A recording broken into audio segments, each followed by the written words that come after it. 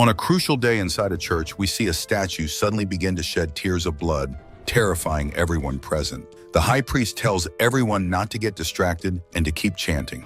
But suddenly, a man's eyes and mouth start bleeding, and he screams in agony as blue flames burst from his body, burning him to ashes in seconds. More and more people are consumed by these blue flames. But the high priest still shouted for everyone not to retreat, insisting they had to protect Isaiah, the true human world where they live, from the invasion of demons. But even as the chant continues, the high priest himself is consumed by the flames, and then the fire spreads until the entire church is swallowed. And from there, the story shifts to our hero Rin, who in his first appearance is throwing punches at his classmates just to stop them from hurting some birds. And afterward, he returns to the church where his father questions him about the wounds and the mess he is in, yet Rin tries his best to hide that he caused trouble again, making up excuses so childish that even a kid would not believe them. And he keeps living as what people call a disappointment after losing his job again. Unlike his younger brother Yukio, who is successful, brilliant, and easily accepted into a prestigious academy, words that even their friends at the church repeat, which only fuels Rin's frustration. And when he shouts in anger, the heater in the room suddenly bursts apart in a strange and mysterious way. And later, Yukio treats his brother's injuries while Rin reacts to the disinfectant like a small child. And then Rin notices Yukio packing his belongings to move into the school dorm. And with sadness in his tone, Yukio advises him to grow up, to take his life seriously, to settle into steady work. And Rin admits he truly wants that. But he complains that people who act strangely always end up hurting those around them. And before their talk continues, their church friends step in after finding Rin a job offer and even prepare a proper suit for his interview. And as he leaves, he meets his father, who asks about the suit and where he is going. And when he learns about the interview, he carefully fixes Rin's tie so he looks neat and tells him to prove that he can be relied on. But from the very first question at the interview, Rin stumbles badly. And still the manager gives him a chance with a trial period, assigning him heavy tasks like moving many boxes in front of the shop, arranging shopping carts, and cleaning the place. Yet every task ends in quick and embarrassing failure because of his recklessness. However, when he tries cooking noodles for customers, something unexpected happens. The noodles sell in huge numbers for the first time because his cooking is excellent, impressing the manager, who hires him officially as the shop's cook. And overwhelmed with excitement, he informs his brother and father before heading home, and they ask him to hurry because they prepared a farewell party for Yukio. But on his way, he meets a little girl chasing her scarf blown away by the wind. And as he grabs it to return it, he notices a strange monkey-like creature clinging to the other end and running off with it. And in panic, it slips from his hand and rushes into the shop where Rin works, moving wildly between shelves and knocking items down. And Rin chases it, and just before a shelf falls onto the girl, he blocks it with his body. Yet the shop owner sees only chaos and fires Rin on his first day for causing trouble. And feeling guilty, he decides not to go home because he cannot face his family. So they begin searching for him until Yukio finds him and, despite criticizing his actions, asks him to return home, only for Rin to discover the girl's father waiting to thank him for saving her.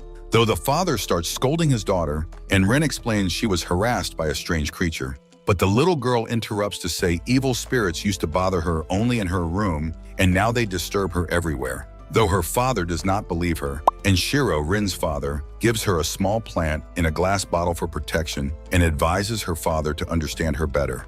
And after they leave, Shiro tells Rin he is grounded and cannot leave the house because the shop sent a list of damages he caused. And later, Shiro quietly goes down to the church basement, opens a drawer, and reveals a sword sealed with a strange mark that is now burned, which feels like a sign of disaster. And the next morning, Rin opens his window as usual, only to see countless fly-like creatures hovering everywhere, though ordinary people cannot sense them. And as the day grows stranger, the boy Rin once beat provokes him into leaving the house and successfully makes him disobey his father. Yet strangely, the boy insists Rin should forget what happened yesterday, so his image is not ruined before his family. Even offering money in a dirty way because Rin's family struggles financially, and Yukio owes money for entering the academy. And this pushes Rin until he punches him.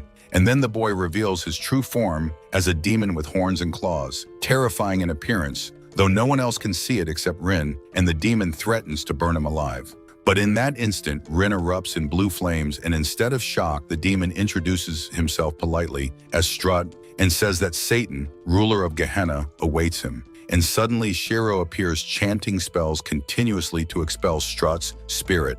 And once the chant ends, the evil spirits leave the boy named Kotaru.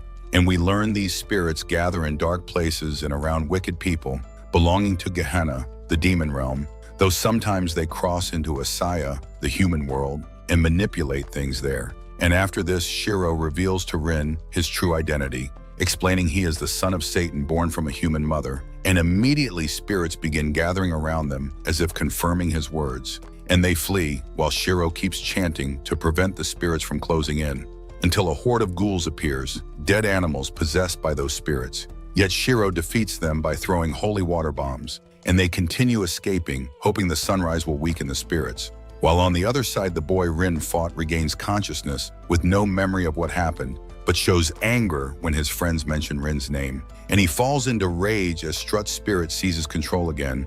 And back at the fortified church, it becomes clear everyone there knows about demons and evil spirits and prepares for the coming war, placing barriers to block spirits and ghouls from entering.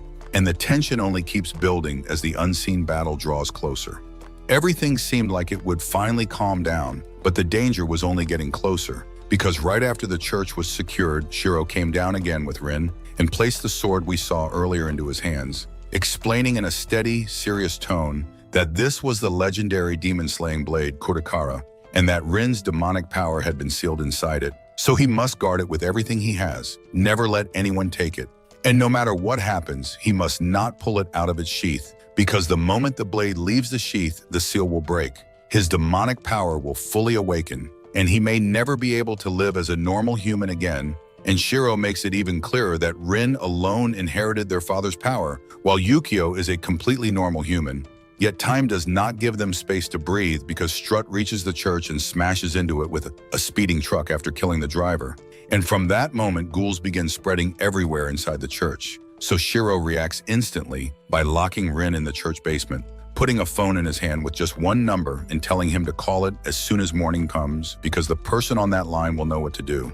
And then Shiro and his students face Strut and the ghouls using chants, seals, and summoning rituals meant to drive spirits away. But Strut's power is brutal and far beyond what they can handle. And while Rin is trapped below, he starts reliving painful childhood memories. People staring at him, accusing him of being a demon because of the trouble he always caused. Only this time he realizes those accusations were not lies, they were the truth. And that realization crushes him into a dark hopelessness. While at the same time, Yukio grows more and more worried because he keeps calling and no one answers.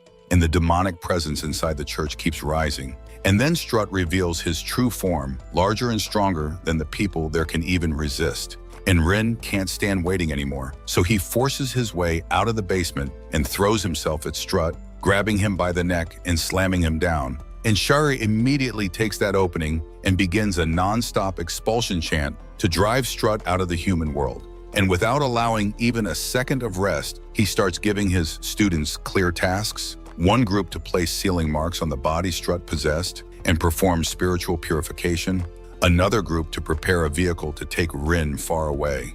Yet Rin refuses because he doesn't want to abandon them in a moment like this. But Shiro's priority patterns are different and colder, because hiding Rin matters more than anything, since Rin is the true target the demons came for. And Rin snaps into furious rage until Shiro shocks him back with a hard slap across the face. But even with all Shiro's effort, the truth arrives too late, because Satan himself has already come and takes over Shiro's body. And evil starts creeping into Shiro's face as his voice changes, speaking to Rin as Satan, the real father.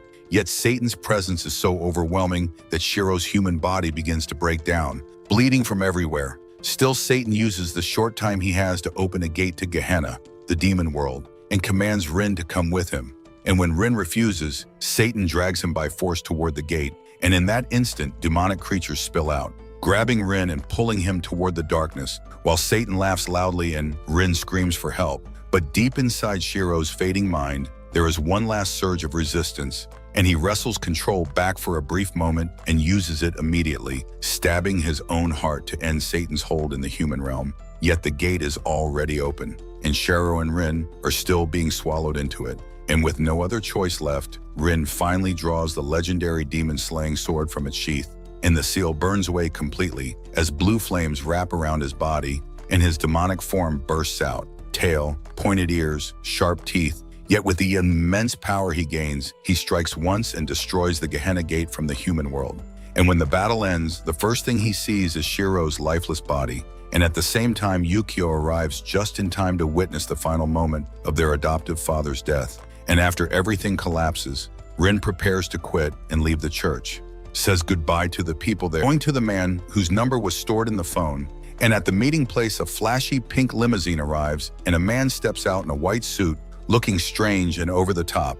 And he tells Rin he will take him to the same academy where Yukio is going, because he is actually the headmaster of that academy. And soon Yukio arrives too, and the strange man takes both brothers and drives them there. And from far away, the academy appears inside a separate city-like area cut off from the outside world, filled with every facility anyone could need. And they are told to work hard, follow the uniform rules, and behave like proper students. And during the welcome ceremony for new students, Ren is stunned to see Yukio chosen as the representative because he scored the highest in the entrance exam, to hide everything that happened so he won't become an obstacle in Yukio's dream of studying medicine. And Ren decides he will deal with demons and all the unnatural things on his own, with spotless classrooms and extremely respectful treatment. And while Ren explores, study exorcism and demon combat, yet he must still attend normal classes like any student.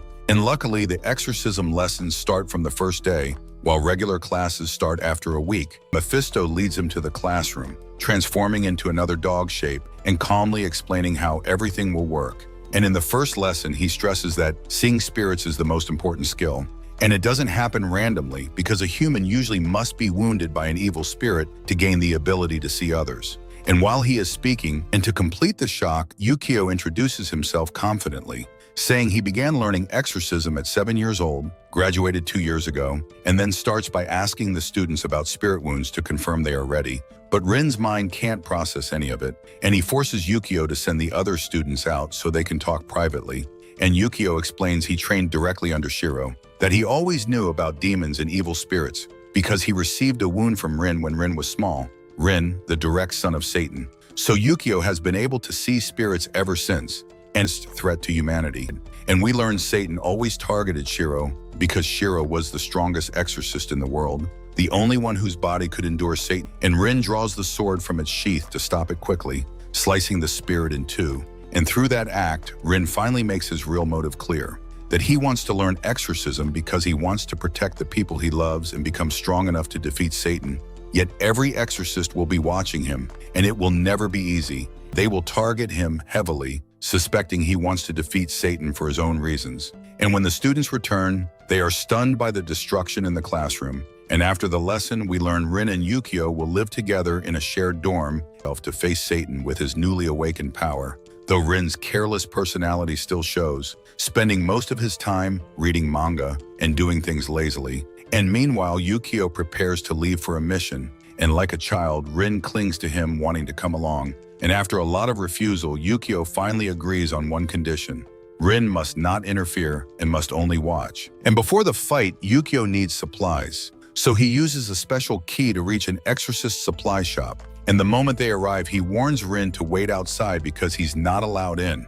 But Rin can't stop himself from wandering and exploring until he notices a garden with a little girl inside. And the instant he touches the garden gate, it breaks, frightening her so badly she tries to run away. While on the other side, Yukio hands the shop owner a long list of needed items, and she begins preparing them. And Yukio asks about her daughter's health, and her answer is heavy with sadness, explaining the girl's condition, how she lost the ability to walk, how it has continued since her grandmother died, and how doctors still can't find a cure. And meanwhile, the girl's fear of Rin slowly shifts into comfort, and he helps her care for the plants as she tells him about the garden's past and her memories with her grandmother. And then Yukio arrives at the garden, and Rin is surprised to learn Yukio is friends with the girl too. Her name is Shiemi, and Shiemi is shocked to learn they are brothers. And Yukio asks to see her leg to examine the injury, and as he expected, it carries the mark of a demonic wound, though thankfully there is no possession, which means the spirit is in the garden and is draining her energy to form itself fully in the human world.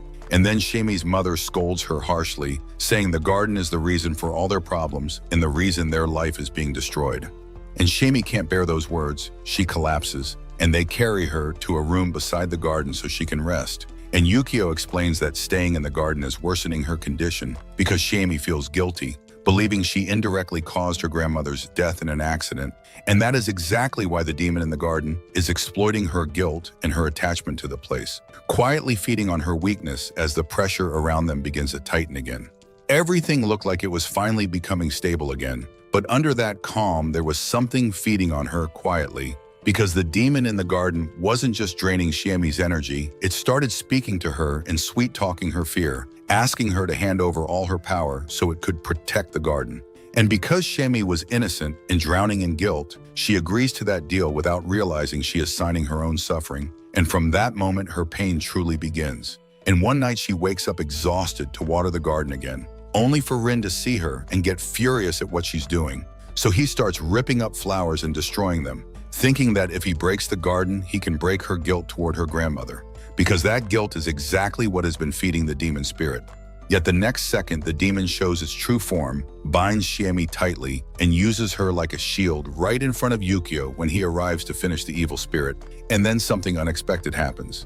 Yukio asks Rin for help, and at that moment, Rin pulls out the demon's slaying sword and charges in to attack. But because Shami is being used as a human shield, he can't just swing recklessly, while Yukio raises his gun with a cold face that looks like he doesn't care what happens to Shami, or at least that's what he wants everyone to believe. And he fires a shot that seems to hit Shami directly, making the demon plant panic and flee instantly. And that is the perfect opening for Rin to end it with a single strike, and right away he rushes to Shami in fear to make sure she's okay, only for Yukio to reveal he used a special kind of bullet that doesn't harm humans, because the entire move was a trick to fool the demon and create a clean chance for Rin's finishing blow.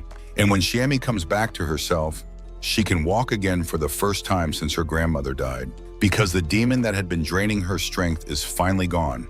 And the next day at school, Rin is half asleep and lazy as always, not focused in any lesson, while a student named Suguro keeps watching him with sharp, challenging eyes. And because Rin never studies, his test scores are terrible, unlike Suguro, whose grades are the highest in class, which irritates Rin so much that a fight almost breaks out until Yukio stops it right as the lesson ends. And later during the break, Yukio explains things Rin didn't know, that Suguro is not just talented, but also the heir of a famous temple in Kyoto. And we also learn Shami has decided to join the Exorcist Academy too, with Yukio encouraging her. But their peace doesn't last because Suguro and his friends walk in, and as usual the tension turns into another fight, so they decide to settle it in practical training, turning the session into a rivalry so intense that Suguro even attacks Rin, making the teacher step in and warn them, especially because Rin entered the academy through a special recommendation from the headmaster. And when Suguro's friends question why he's so hostile,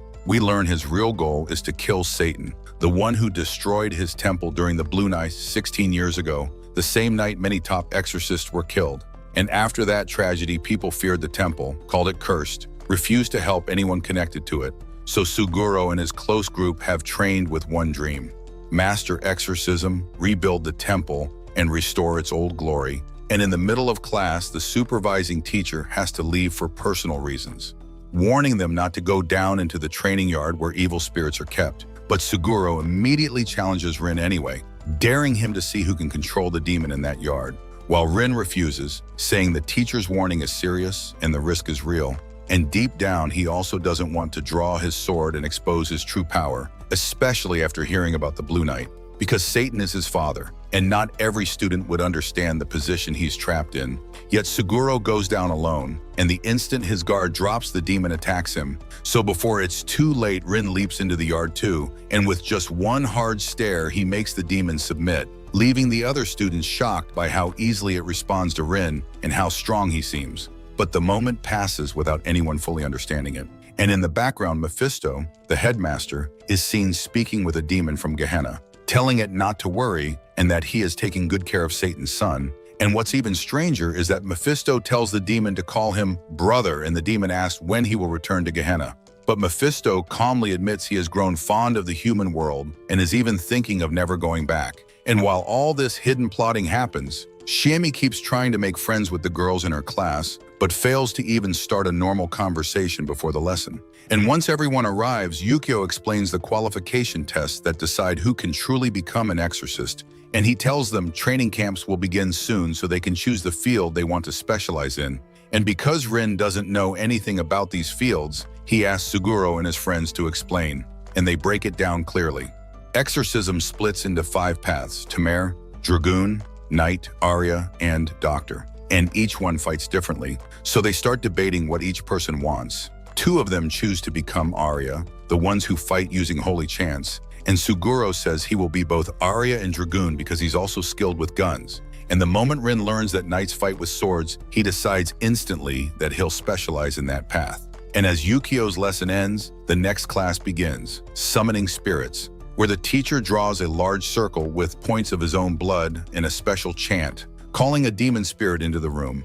But to keep a demon under control, the Tamare must have a strong will, because demons never bow to weak hearts. So to test the students, the teacher gives each one a simple magic circle on paper and tells them to add a drop of their blood and speak any chant they create. And Izumo, the most famous and confident girl in class, recites her chant and summons 2 fox spirits at once because she already has skill and readiness to be a Tamare, while the boys brush it off and refuse to try. Yet Shiemi takes the chance to prove herself, whispers simple words, and a tiny green spirit appears. And she tries to use that small success to start a friendship with Izumo.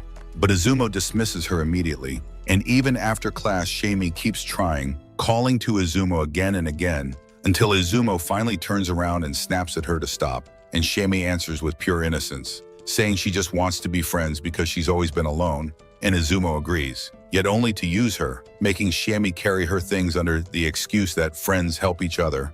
And then the training camp begins, and the very first day starts with a small test. And after the girls finish, they go to the changing room, where Izumo orders Shiemi to fetch a juice pouch while she changes. And Rin sees this and loses his temper, yelling at Shiemi that Izumo isn't treating her like a friend at all. She's treating her like a servant. But Shiemi refuses to believe it, insisting Izumo does it because they're friends. And even Paku, Izumo's closest friend, talks to Izumo privately and tells her her behavior towards Shiemi is awful, saying she doesn't feel like the same person she knew in childhood.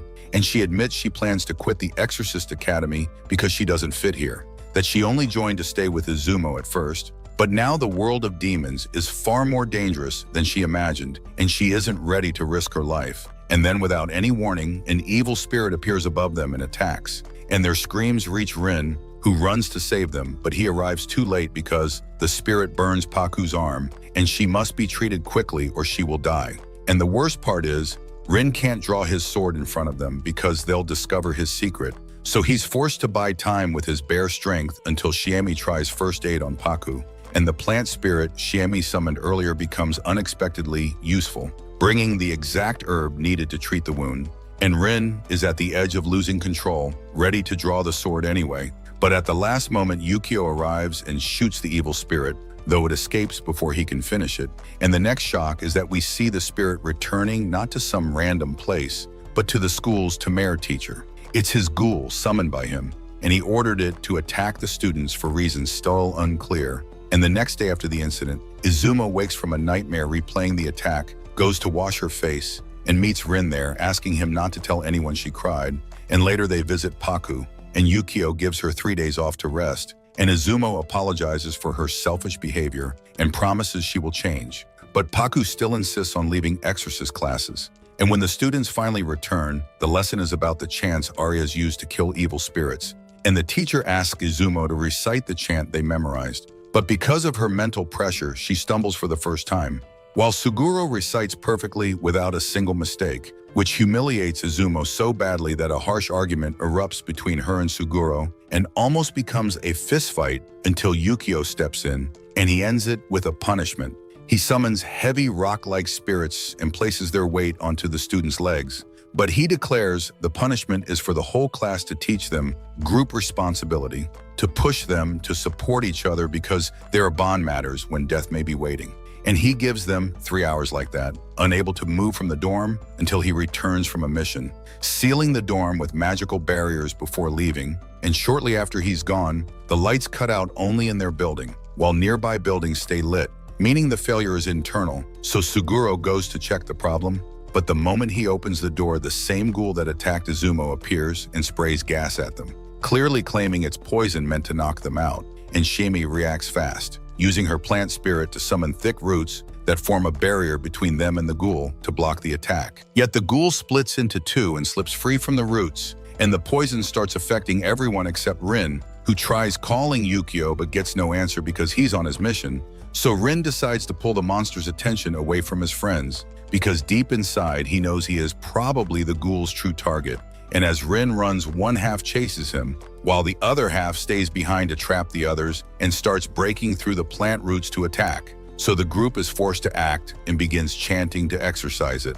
But since they don't know the exact chant for this ghoul's type, they decide to recite every chant they know, 21 full chapters, because surely one will work, dividing the chapters between them, 10 for one and 11 for the other, while Shima, who memorized nothing, focuses on defending them as they chant. And meanwhile, Rin reaches the electrical control board and sees every switch has been intentionally turned off, meaning someone planned this. And he thinks that if he restores power, the light will weaken the ghoul because it thrives in darkness. But before he can flip the switches, the ghoul knocks him away and leaps into the air to strike. And Rin finally chooses to fight. And in a sudden surge, blue flames burst from him, the same blue fire of the Demon King, even without drawing his sword, which means the sword is no longer fully containing his power. And at that moment, the Tamir teacher reveals himself, appearing to Rin and continuing to provoke him, telling him to show his real strength, calling him Satan's son, insisting he is a demon no different from them. And pushed into a corner, Rin draws the sword and cuts down the ghoul with one clean strike. While on the other side, the others have terrible luck, because even after chanting 20 chapters, they still haven't reached the needed spell, meaning it's in the final chapter, and their plant defense is weakening. Shima stands protecting them with his body as the ghoul overpowers him and nearly kills him, until Izumo finally crushes her fear, calls out, summons her fox spirits again, and orders them to attack. And although her strike only stalls the ghoul for a few seconds, it's enough for Suguro to finally reach the last chapter, recite the correct exorcism spell, and destroy the ghoul at the last instant. And they also eliminate the second half. And after all of that, Mephisto and the other teachers step out from the places they were hiding, revealing the entire ordeal was a test under teacher supervision, while they wrote notes throughout the camp, promising final scores will be announced soon. And healing fluids are hung for every student because of the ghoul's poison. And while everyone worries about grades, they all agree Shami likely earned the highest score because her plant spirit proved incredibly useful, and they thank her again. Yet a question hangs heavy in the air. How did Rin defeat his half of the ghoul alone when they struggled so much? So Rin gives a strange answer he can't properly explain, pointing to his sword and claiming he simply cut it down with that, which sounds too vague to be believable. And Izumo immediately grows suspicious. And in the background, a private conversation happens between Yukio and the Tamir teacher, whose name is Nagas, because Yukio noticed the attack was far more violent than agreed. But Nagas claims he was following direct orders from Mephisto, who told him to fight Rin with intent to kill so they could test Rin's real power and discover his weak points in case he ever loses control. And after the students return home, Yukio visits Shami at her shop because he notices she left her specialization choice blank. And he talks gently with her to ease her stress, remembering their first meeting and how she was shy but gathered courage to speak to him. And he admits he has always been shy too, slow to decide. Yet sometimes a person must take control of their fate and choose. So she must decide which of the 5 categories she wants if she plans to stay. But in the middle of their talk, Yukio feels something wrong, remembers Nagaos' words about testing his brother, and runs back to the dorm, realizing his instinct is correct. Nagas is truly planning to kill Rin in his sleep, but Yukio arrives just in time, moves Rin to another room to protect him, and once Nagas' intentions are exposed, a fight breaks out between Nagas and Yukio. And then Nagas summons the strongest and largest ghoul in his collection, his trump card, a monster so tough, Yukio's bullets can't pierce it. But luckily, Rin wakes up and joins the battle, distracting Nagas long enough for Yukio to erase the summoning circle, making the ghoul vanish, and their plan works. And Rin holds his sword to Nagas' throat, demanding answers. And Nagas reveals he is one of the survivors of the Blue Night, the night Satan massacred humans, especially in places where exorcists gathered. And since then, Nagas has carried a deep hatred for Satan and swore revenge against him and anyone connected to him, and he tries to attack Rin again. But the moment Rin draws the sword further, Nige suddenly realizes Rin is not the same as Satan, and the desire to kill Rin fades, so he backs off and leaves. And the next day, Mephisto announces the class results, saying they all passed, and they celebrate, though Yukio is still furious at Mephisto for putting his brother's life in danger and warns him not to treat student lives so carelessly again. And then at the academy gate during a security shift change, the guards talk about a cat named Kuro, a powerful magical guardian of the academy, saying Kuro still doesn't know Shiro is dead, and the academy has hidden it because Kuro could lose control if he learns the truth. But their luck runs out because Kuro's hearing is extremely sharp, and he overhears everything. And we cut to Rin and Yukio eating ice cream in the summer heat, and Rin complains that academy life doesn't feel different, even though he was chosen to become an exorcist. And he asks about the ranking system since Yukio ranks far above him, and Yukio explains rank increases with more missions. And when Rin asks how long it would take to reach the highest rank paladin, Yukio speaks bluntly, saying only one person per generation becomes a paladin. Shiro was the previous paladin, and after his death, someone else took the title. And Yukio also warns Rin that even with his power, he won't be allowed many missions because he relies on Satan's power. And if he keeps using it, someday he will weaken and fall under Satan's control. And Yukio's harsh truth sparks another argument until Rin accidentally breaks Yukio's glasses. But the fight ends when Yukio gets a call about Kuro's situation, needing to join the team trying to control him because Kuro reverted to his demon form after hearing about Shiro's death. And Yukio rushes there, not realizing Rin follows him, and when Yukio notices, he becomes furious. But Rin convinces him to let him join, and Yukio explains that Kuro's species is extremely strong and often used for guarding, which is exactly what Kuro did, until one day the villagers he protected abandoned the village and left, and over time Kuro grew lonely, transformed into his demon form, and went out of control, so Shiro and his team were assigned to eliminate him, yet Shiro refused to kill. Calmed him instead, succeeded, and from then on Shiro and Kuro became the closest of friends, which is why Kuro snapped when he heard Shiro died, and now no one can control him despite every attempt. And because Yukio was there the first time he saw Shiro calm Kuro, he tries to copy that method, but he admits Shiro once gave him a bomb and told him if Kuro ever goes out of control when Shiro isn't around, Yukio must use it because Kuro's power is too great for anyone else to restrain. So Yukio orders everyone to leave so he can use the bomb. Yet at that moment, Rin begins understanding Kuro's words as if through demon-to-demon communication, and he instantly realizes Kuro is grieving Shiro deeply. So Rin begs Yukio to wait and give him a chance to calm Kuro because he feels he can reach him. And Rin steps forwards and speaks directly to Kuro, telling him Shiro really is gone and that he understands because Shiro was the father who raised him. But Kuro refuses the truth and attacks Rin, and Rin doesn't fight back. And Kuro senses the kindness in Rin's heart, hearing the same warmth he once heard in Shiro. And slowly Kuro finally accepts. And Rin succeeds in calming him until Kuro returns to his normal cat form. And while this happens, we briefly see Mephisto with his brother Mam-Mo, whom he summoned from Gehenna to test Rin's true strength against a high-class demon, showing Mephisto is planning something big, even if we don't yet know what. And then one day the group is assigned a mission to exorcise a child ghost in an amusement park. And Yukio divides them into pairs to search, and Shami's excitement is obvious because it's her first time ever entering an amusement park. And Rin promises they'll enjoy the park after finishing the mission so she can finally experience what she missed, and luckily Rin's team encounters the ghost first. And although the ghost pretends to cry at them, he quickly tricks them and mocks them as fools for believing him. And then Shami notices him slip into the mirror room, which feels like the worst possible place to chase a ghost. And the tension keeps rising as they step closer to the reflections, knowing the next moment could turn into something far more terrifying than a simple mission. Everything about the mirror room already felt like a trap, because with all those reflections, it was the worst place to search for anyone. And at the exact moment they step deeper into that maze of glass, Mammon finally appears in front of Rin, as if he has been waiting for this scene on purpose. And with ridiculous ease, he snatches the sword away from Rin, telling him bluntly that he will never get it back. And then he keeps teasing the blade out of its sheath again and again, just to peek at Rin's sealed power. While far away for the first time, that quiet, mysterious student in their class, the one who never speaks, suddenly senses something strange, abandons the group he was with, and moves like he can feel Mammon's presence in the area. And Rin, already pushed to his limit, can't tolerate Mammon's careless mocking anymore.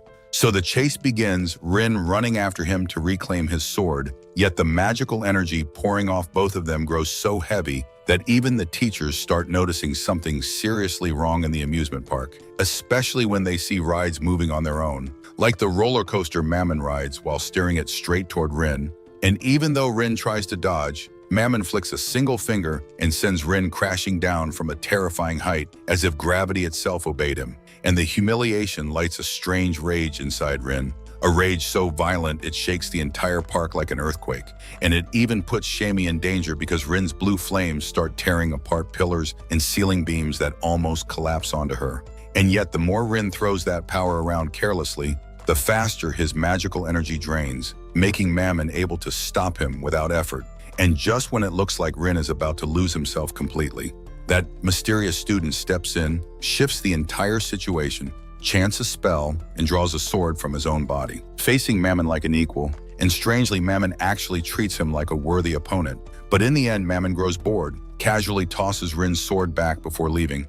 And for the first time, Rin feels true weakness, that painful gap between his strength and Mammon's. While the mysterious student scolds Yukio for arriving late and forcing him to intervene to save everyone, then finally reveals who he really is. Shura, a high-ranking inspector sent by the Vatican's Exorcist organization to confirm whether Satan's son is hiding in the school and to keep a close watch, and she takes Rin with her to the organization's Japan branch, with Yukio coming too, and there she begins interrogating Mephisto for hiding Satan's son and failing to report it to the Vatican. Yet Mephisto answers smoothly, claiming he did it in good faith to prepare Rin and use him as a weapon against demons.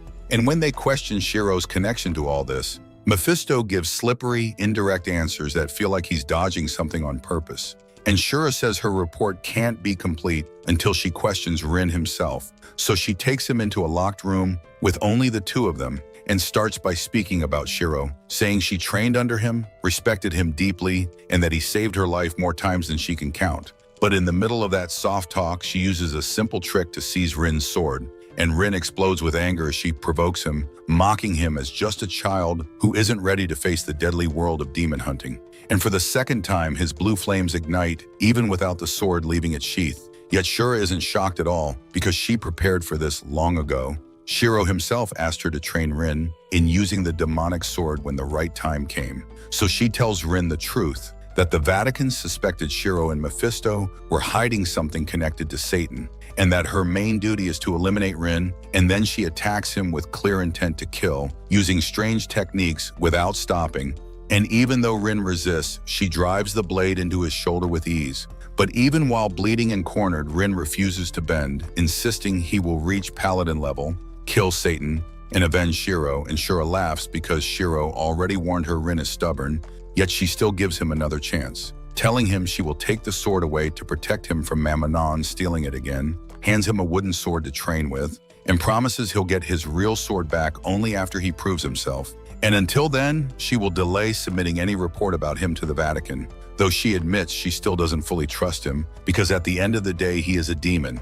And after all of this, a quiet conversation happens between Rin and the cat Kuro, and Rin drifts into memories from the past, back when he had a rage episode in kindergarten because kids called him a demon, and all Shiro did was hug him, endure Rin's wild hits without pushing him away, and then gently tell him to try being kind, because if he keeps trying, someday he'll have friends and he won't be alone anymore. And remembering those words changes Rin's breathing, like a heavy weight lifts off his chest. So he trains with Kuro all night without sleeping, and the next day he goes to the academy and is stunned to see Shura teaching the subjects Nageus used to handle. And even though the first term ends and most normal students go home, the Exorcist class continues. And now the training camp moves into the forest under Yukio and Shura's supervision. And once they arrive, they search for a campsite, divide tasks. Boys set up tents with Yukio, girls prepare food in magic circles with Shura. And when the moon rises, Rin helps cook. And everyone is amazed by how good his camp food is.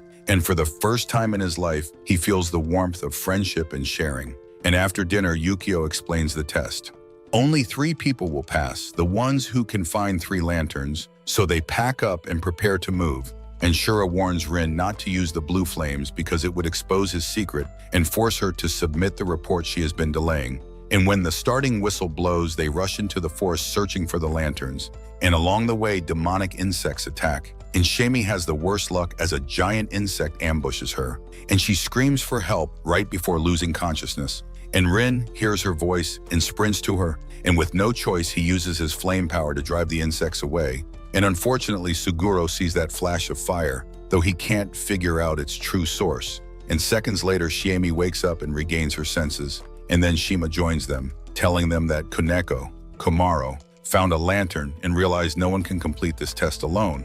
So they decide to cooperate to survive and pass. And when they reach the spot where Komaro found the lantern, they discover the truth. It's actually a huge demon shaped like a lantern, feeding on humans as fuel for its fire. And it's violently aggressive, so they form a plan, use seals to restrict its movement, have Suguro and Komaro chant protection against the forest insects, Shima defend with his staff, and Rin, the strongest, pull the cart carrying the lantern demon, and they execute the plan smoothly until they reach a broken bridge over a river filled with worms that are sealed so they won't harm anyone. And because the river isn't very deep, Suguro proposes a risky crossing. Remove the seal from the lantern demon so it can move freely, then use Shiemi as bait while Rin carries her and runs across to the other side. And the plan actually works at first, and they nearly all cross safely, but then Rin accidentally removes the seals on the bridge itself, releasing the demon living at the bottom of the river, a monster so strong it binds Rin's arms and legs. And because Rin can't reveal his power in front of his friends, he tells them to keep going and that he'll handle it alone, but they refuse to abandon him. And Suguro grabs Shima's staff, slams a demonic spell onto the creature's head, and the chant triggers a violent explosion that creates a brief opening for Rin and the others to escape.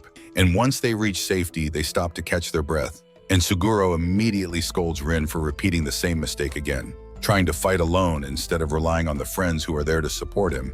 And when they finally return to camp, they're shocked to find that their friends, Takara and Izumo, arrived earlier, and each of them already has a lantern. And before they can even rest, Mammon returns with another demon and attacks the campsite. But Shura expected him and prepares a protection circle, activating it to blast Mammon far away. And to strengthen the barrier, she splashes holy water on all the students except Rin because he's a demon. And when the students question it, she quickly claims Rin is allergic to holy water.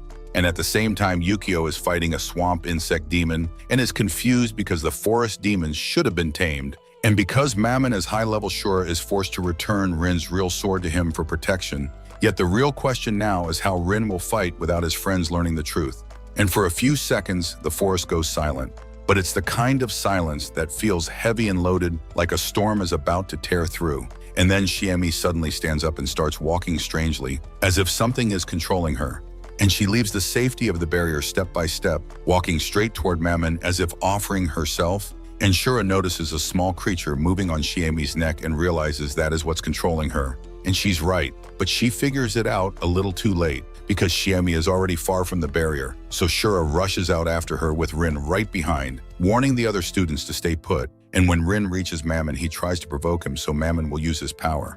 But Rin stays cold, gripping his control with both hands. Yet his friends are frustrated for the third time that he's facing everything alone. So they rush out of the barrier too to support him. And Mammon keeps taunting Rin, even threatening to kill Shimin if Rin doesn't unleash his power to save her.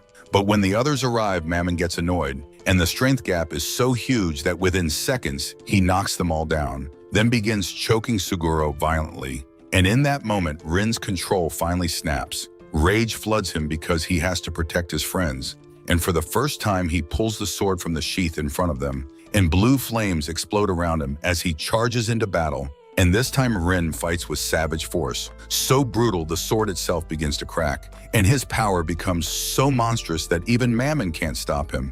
And Rin wins while completely losing himself. And just before he finishes Mammon, Mephisto appears to save his brother. But even Mephisto's rescue attempt fails because Rin is out of control.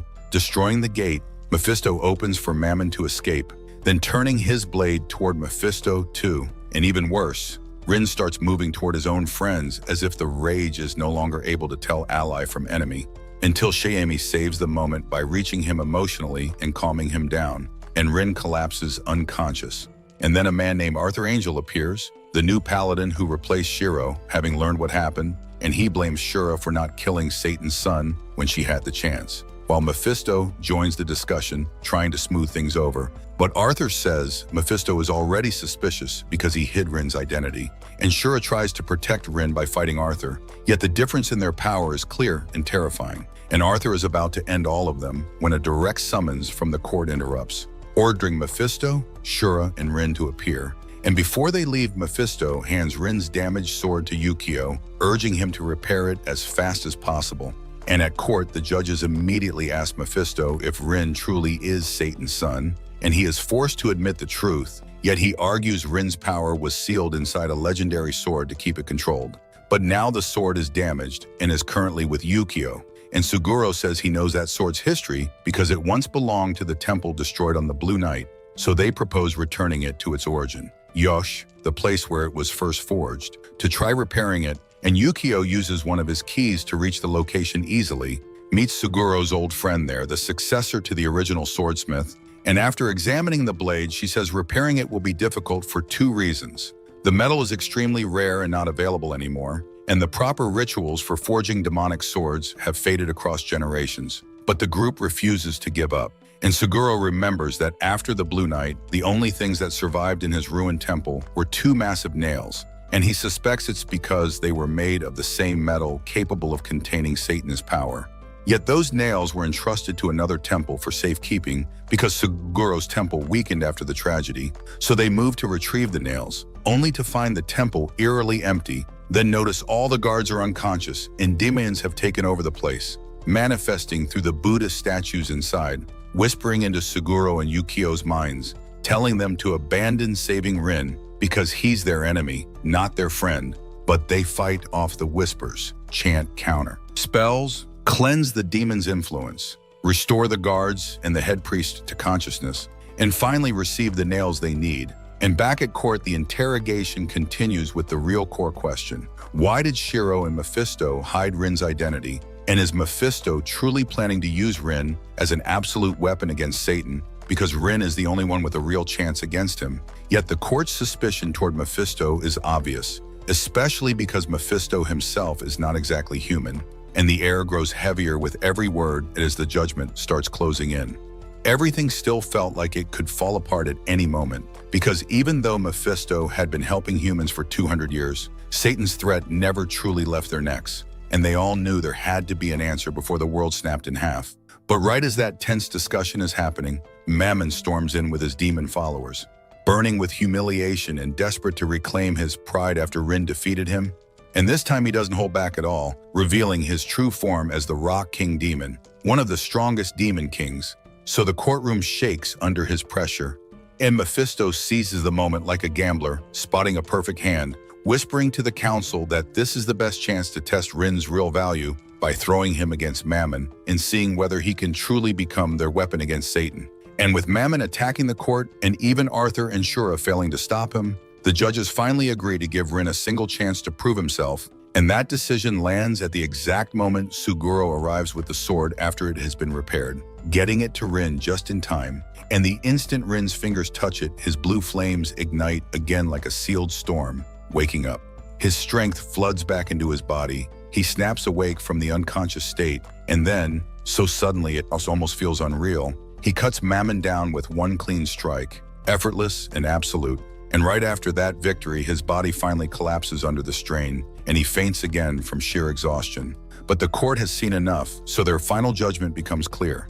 Rin will be allowed to live, not as a forgiven boy, but as a controlled asset, because they want him alive to help them in the war against Satan. And the teachers and students are officially informed that Satan's son is among them under strict observation and under the court's conditions. And when the last day of vacation ends, the students return to clean their classroom of spirits. And when Rin walks back into the room at last, something awkward and heavy spreads through everyone because now they all know who he is. And weak evil spirits gather around Shemi, and Rin, trying to help, moves his blue flames toward them. And even though the fire is cold and doesn't hurt her, it still doesn't excuse the danger, because if he ever loses control, those flames could harm anyone near him. And the growing argument only stops when Yukio steps in and pulls Rin into special private training, drilling him with reaction speed exercises, dodging and blocking fast-flying balls, all meant to force Rin's control to become instinct. And Shura joins them too, designing a concentration test where 3 candles are lined up in a row, and Rin must light only the 2 outer candles at the exact same moment while leaving the middle one untouched. But it's far harder than he expected, and Shura tells him he can't rely only on force. He needs focus and belief in himself. And as Rin struggles to sharpen that control, the story's pressure keeps building, because now the Academy's leaders know the truth, and Satan will definitely respond to Mammon's death. And not long after, a strange, crow-like demon attacks the Academy, and its victims are Karan and Izumo. And even though they survive without serious injury, the Academy panics because a demon shouldn't be able to pass the magical barriers, which means there's a security flaw, so they begin inspecting 12,000 barrier points one by one, and every single barrier they check seems perfectly fine. Yet the demon still reaches students inside the school, and this time its target becomes Koneko Kamaro, and the demon exploits his bitterness toward Rin's true identity, planting hatred inside him, pushing him toward the idea of killing Rin. And while Rin is still training to control his power, that same demon appears in front of him again. And the creepy part is that nobody can see it except Rin, so Rin draws his sword to kill it. But his friends only see Rin swinging at empty air, and the situation flips against him because they can't understand what he's attacking. And worse, his flames nearly put them in danger until Suguro steps in to protect everyone, and the teachers continue hunting the demon's trail until they discover an open magical gate leading to an old factory. And after Kamaro breaks free from the demon's influence for a moment, he sees the damage Rin caused while trying to protect him. And that sight fuels Kamaro's resentment again, letting the demon seize him a second time. But at least now everyone can see the demon clearly as it controls him and drives him toward Rin. And no matter how much they try to wake Kamaro up, they fail, until Rin manages to loosen the demon's grip by talking about their friendship and the adventures they survived together, reminding Kamaro of what they meant to each other, and to stop the demon from escaping and taking control again. Rin lifts Kamaro high into the air where a fall would be fatal if he regains awareness at the wrong second. But Rin looks him in the eyes and asks him to trust him completely, to jump no matter how terrifying the height is. And Kamaro believes him, leaps, and Rin catches him before he hits the ground. And in that same flow, Rin destroys the demon cleanly, and soon after Shura reports to Mephisto what she saw beyond that gate, explaining that they accidentally found an old laboratory that the Vatican supposedly sealed 300 years ago, and it feels like a hidden secret is sleeping inside that place. And then, without giving anyone time to breathe, another shocking incident hits. The church where Rin and Yukio grow up is attacked, and all their friends there are wrapped in spider-like threads. But thankfully, they had a protection spell that keeps them alive. And Rin and Yukio arrive and realize they must rescue everyone before 8 hours pass, because the protection spell is temporary, and the attacker leaves a message in Polish saying, "I will never forgive Satan's relatives." And Rin immediately understands this attack is driven by hatred toward him, so he storms out of the church burning with guilt and anger, hunting the attacker to punish him for what he did to their people.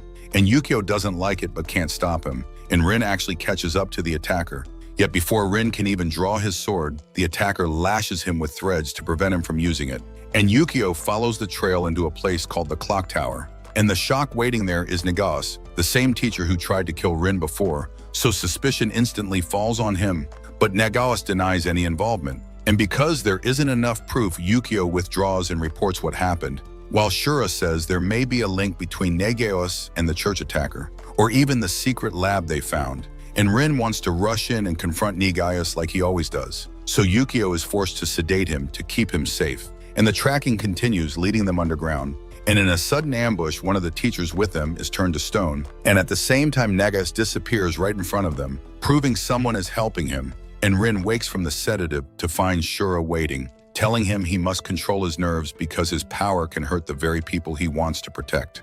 And then the attacker appears again, this time inside the student dorm, binding everyone in threads and threatening to kill them unless Rin shows up. So Mephisto holds an emergency meeting with the teachers outside the dorm to face the attacker and begins preparing a spell. But their luck turns bitter when Arthur the Paladin arrives and cuts in with an arrest order for Mephisto, accusing him of involvement in forbidden research. So Yukio has no choice but to enter the dorm himself to save everyone. and inside he finds the masked attacker waiting. And Yukio attacks first. Yet the attacker is experienced and quickly binds Yukio too. And finally Rin arrives and charges in. And this time, finally, he controls his flames with precision, burning away every thread without hurting his friends at all, forcing the attacker to retreat. And just before the attacker escapes, their identity is exposed. It's Negeus's wife, the one who was helping all along. And Rin's flames also burn the threads that were binding his friends back at the church.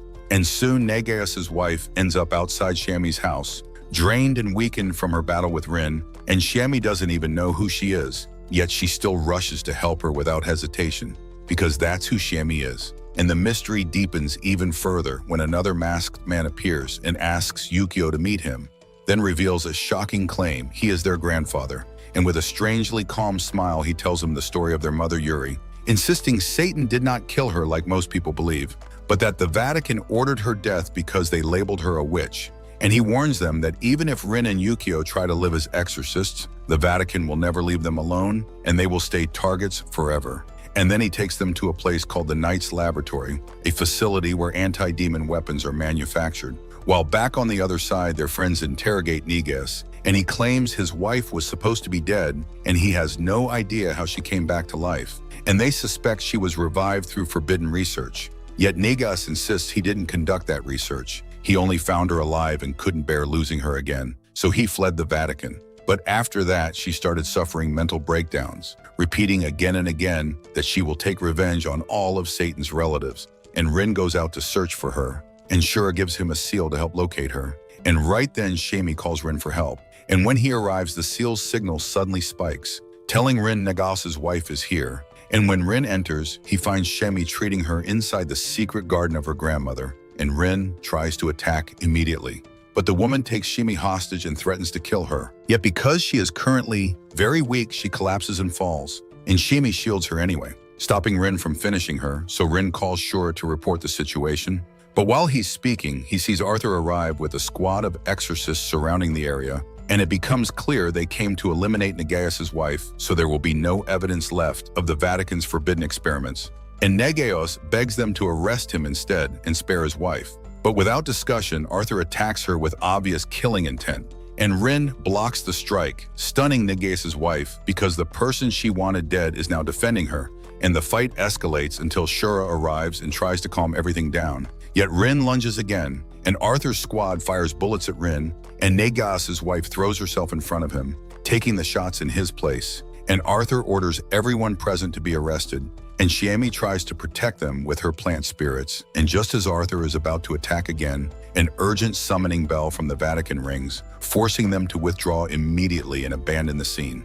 And afterward, with Yukio returning late, Rin grows more suspicious and uneasy, especially as the academy is shut down. A new pope is elected, and they announce the academy will now be directly controlled by the Vatican.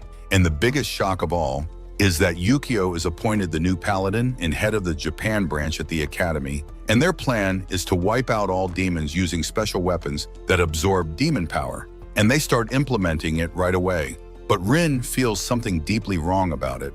Yet Pope Ernest seduces Yukio with promises, explaining the plan requires collecting massive quantities of demon blood to open the gate of Gehenna and destroy it forever in one single strike, claiming it would free Rin and turn him into a normal human again. And Yukio, after analyzing himself, discovers Satan's blood is beginning to affect him too, and the Vatican intends to combine this plan with weapons they've been preparing for years. And later in the forest camp, a huge demon appears, acting strangely, but Yukio kills it easily with gunshots, and its last words claim it was the forest's leader and that they harmed its friends who had protected the forest for 2,000 years. Yet Yukio shows a cold hatred that feels unlike him, and his orders become brutally strict against all demons. Even Kuro the cat and Izumo summon most demons, until he even points his gun at Kuro, though Kuro escapes. And then Rin is captured and imprisoned alongside Mephisto in the deepest part of the Vatican. And after Rin tells Mephisto everything, Mephisto transforms into a bomb and escapes the prison effortlessly. And soon the Vatican issues an execution order for Rin, and Yukio realizes too late that he was tricked and manipulated into joining them. But the Pope reveals his real goal, sacrificing Rin to open the gate of Gehenna, and he begins chanting to open it. And as they keep draining Rin's blood, it pushes him toward death, and Yukio threatens to kill the Pope if he doesn't stop. But the Pope coldly says a plane carrying a bomb has already taken off, and nothing can stop it now. And even if they close the gate, the bomb will destroy the Academy itself. And under that crushing pressure, Yukio begs to share the blood-draining process with his brother, trying one last desperate move to reduce the burden on Rin so he might survive. And they manage to open the gate quickly, and the bomb falls into the gate of Gehenna. But the nightmare twist is that it has no effect at all, and the disaster becomes even worse as demons begin pouring out of Gehenna in massive waves. And Satan seizes Yukio's body, and then Satan begins telling the true story of the Blue Knight, explaining their mother Curie sought peace between humans and demons, and was the only one who truly accepted Satan as he was. And because of her, she allowed Satan to possess her body to see the world through her eyes. And the result was that she became pregnant with twins, but the Vatican could not accept that sin, so they sentenced her to death. And the Blue Knight was Satan's revenge for her murder. And the Pope barely survived, and he once ordered dear Shiro to kill Yuri and her children. But when Shiro arrived, she was already dead, the twins still alive, and Shiro's kindness made him save them and raise them as humans. And Mephisto helped by sealing Rin's power into the sword so he could be raised safely. And even though it's hard to accept, that is the truth. And Satan declares he will destroy the human world to complete his revenge this time, and nothing will stop him. And Yukio's consciousness weakens from the shock, letting Satan take full control of his body, and the others try to attack and bring Yukio back. But the power gap is overwhelming, and Satan would have killed Rin if not for the support of their friends who helped them escape. And Shura orders the injured moved away, using a technique that leaves a temporary copy of herself to stall Satan for a short time while they plan. And Shura says she will try to talk to him, distract him, and create an opening for Rin to strike, because Rin's power is the only thing that can truly affect Satan. And they put the plan into motion, with Shura dodging at high speed and keeping Satan's focus shifting. But Shiemi breaks the plan because she is terrified of Rin harming Yukio's body, so she tries to speak to Yukio and pull him back. And that draws Satan's attention to her, forcing Rin to reveal himself to protect her. And when Rin approaches Yukio, he throws his sword away, smiling softly as if he hopes that gentleness will reach Yukio's heart. Yet Satan keeps attacking him, and at last Rin's voice reaches Yukio's fading awareness. But Satan's control is still too strong, so Yukio decides to end his own life while Satan is inside him to send Satan back to Gehenna, the same way Shiro once did. And as Yukio raises his gun to his head, Rin stops him, and through raw, desperate connection, Rin manages to free Yukio from Satan's possession. But it's already too late to celebrate because the gate of Gehenna has entered a new phase they've never seen before. And even after Satan is expelled, the gate doesn't close, continuing to send demons to Earth until it causes something like dimensional cracking.